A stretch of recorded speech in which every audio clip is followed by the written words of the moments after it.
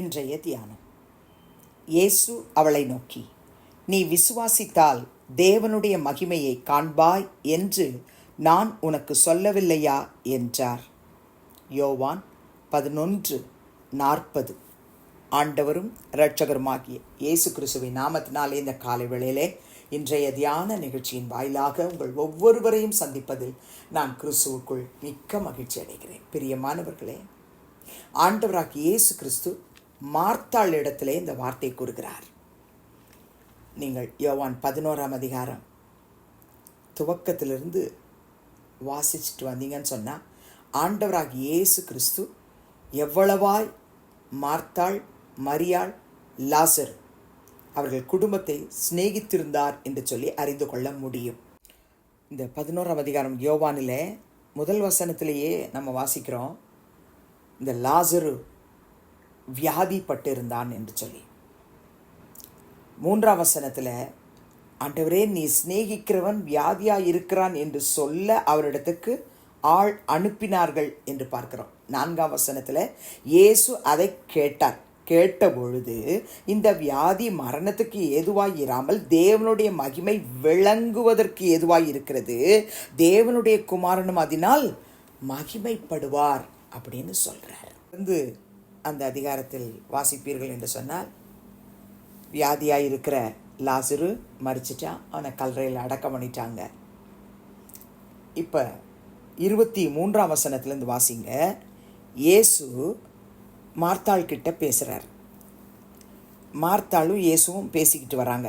21ஆம் வசனத்திலிருந்து 23லேருந்து 26 வரைக்கும். இயேசு அவளை நோக்கி, உன் சகோதரன் உயிர்த்தெழுந்திருப்பான் அப்படின்னு சொல்கிறார். அதுக்கு மார்த்தாள் என்ன சொல்கிறா, உயிர்த்தெழுதல் நடக்கும் கடைசி நாளிலே அவனும் உயிர்த்தெழுந்திருப்பான் என்று நான் அறிந்திருக்கிறேன். 25ஆம் வசனத்தில் இயேசு அவளை நோக்கி, நானே உயிர்த்தெழுதலும் ஜீவனுமாயிருக்கிறேன், என்னை விசுவாசிக்கிறவன் மரித்தாலும் பிழைப்பான் அப்படின்னு சொல்கிறார். 26ஆம் வசனத்தில், உயிரோடு இருந்து என்னை விசுவாசிக்கிறவன் எவனும் என்றென்றைக்கும் மறியாமலும் இருப்பான், இதை விசுவாசிக்கிறாயா என்று கேட்கிறார். தொடர்ந்து அந்த அதிகாரத்தில் அவர் சொல்கிறா, ஆம் ஆண்டவரே, நீர் உலகத்தில் வருகிறவரான தேவகுமாரனாகிய கிறிஸ்து என்று நான் விசுவாசிக்கிறேன்.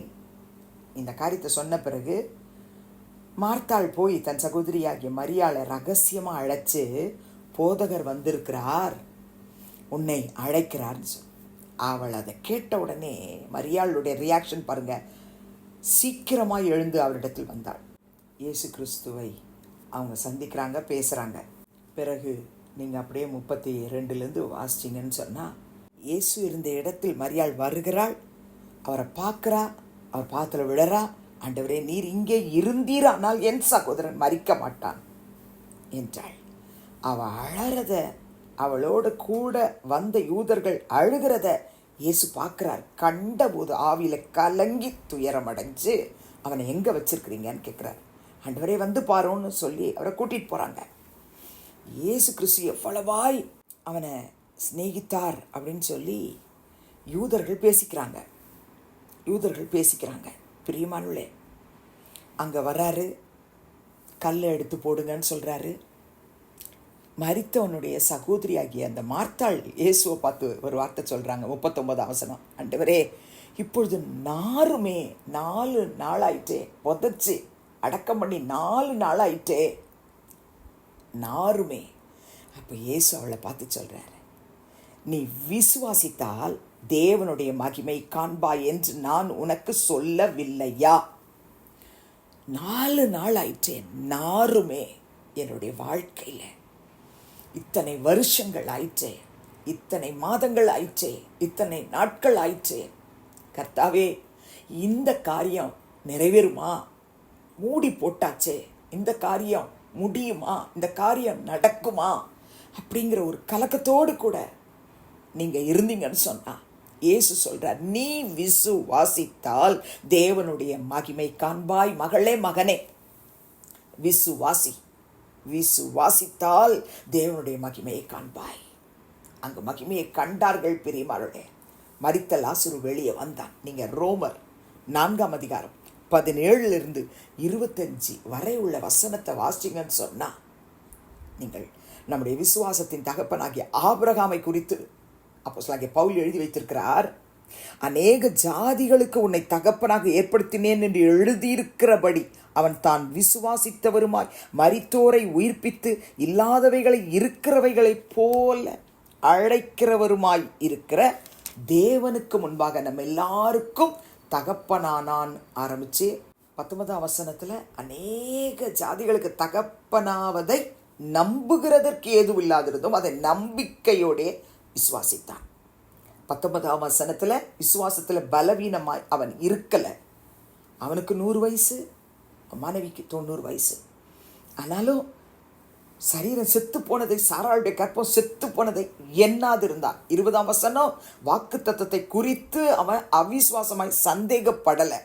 21ஆம் வசனம் வாக்கு தத்தம் பண்ணினதை நிறைவேற்ற வல்லவராய் இருக்கிறார் என் தேவன் என்று முழு நிச்சயமாய் நம்பி தேவனை மகிமைப்படுத்தி விசுவாசத்தில் வல்லவன் ஆனான். பிரியமானவர்களே, தொடர்ந்து நீங்கள் வாசிச்சீங்கன்னா அதுதான் அவனுக்கு நீதியாக எண்ணப்பட்டது. கர்த்தருடைய பிள்ளைகளே, விசுவாசித்தால் தேவனுடைய மகிமையை இன்றைக்கு நானும் நீங்களும் காண்போம். செபிக்கலாமா? பரிசுத்தமுள்ள பிதாவே, இயேசு கிறிஸ்துவின் நாமத்தில் உடைய சமூகத்துக்கு நாங்கள் வந்து நிற்கிறோம். யோவான் 11:40 படி நாங்கள் ஒவ்வொருவரும் உம்மை, உம்முடைய வார்த்தையை 100% விசுவாசிக்கிறோம். விசுவாசிக்க கிருபை தாருமப்பா. எங்களுக்குள்ள அவிசுவாசம் இருக்குன்னு சொல்லி யார் யார் ஜெபிக்கிறாங்களோ, ஆண்டவரே, அவருடைய அவிசுவாசத்தை நீக்கி விசுவாசத்தை அவர்களுக்குள் வர்த்திக்க பண்ணுவீராக. ஆபிரகாமுக்குள் காணப்பட்ட விசுவாசம் நீர் ஒவ்வொரு கர்த்தருடைய பிள்ளைகளாக எங்களுக்குள்ள கொடுத்ததற்காக உமக்கு நன்றி சொல்லுகிறோம். விசுவாசத்திற்கு எதிராய் காணப்படுகிற எல்லா அவிசுவாச சிந்தைகளை நசரேயனாகிய இயேசுவின் நாமத்தினாலே நாங்கள் கடிந்து அப்புறப்படுத்துகிறோம். உம்முடைய நாமத்திலே ஜெயம் எடுக்கிறோம். ஆபிரகாமை போல ஆண்டவரே, நாங்களும் சாட்சியை நிற்க மார்த்தாளுடைய கண்களுக்கு முன்பாக தேவனுடைய மகிமையை காண செய்த கர்த்தர் எங்கள் கண்களுக்கு முன்பாக தேவனுடைய மகிமையை காண செய்ய போகிற கிருபைக்காய் ஸ்தோத்திரம்.